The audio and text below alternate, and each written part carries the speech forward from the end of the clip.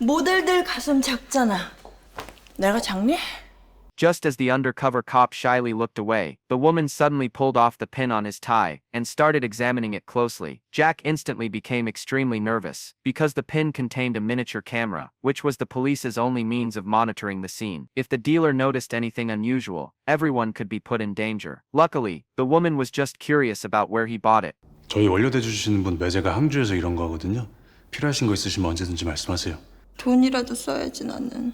They thought the crisis had passed, but the cautious woman suddenly turned around and tossed the pin into a wine glass. As the internal circuits got soaked, the surveillance feed in the control room went black. However, the dealer still had doubts about their identities, so he took out a wine glass filled with candy and passed it in front of George. He signaled that George had to drink before they could continue discussing the deal. To completely eliminate the dealer's suspicion, George had no choice but to drink it all in one go. Watching him eat the candy, the dealer immediately ate one too, and started chewing it loudly. Realizing he had earned the dealer's trust, George once again brought up the idea of working together. The dealer, who no longer doubted them, agreed right away. Then he turned and went back into the room to be with his wife. Seeing that the agreed time was near, George quickly went into the room next door and put on a bathrobe identical to the dealer's. At the same time, he carefully recalled the dealer's every word and movement. It turned out the actual buyer had never met the dealer, so George planned to impersonate him. The female officer would pretend to be the woman. They planned to use this to gain the buyer's trust, but before they were fully ready, the buyer's assistant had already arrived at the door. With the plan about to fall apart, George suddenly came up with a brilliant idea.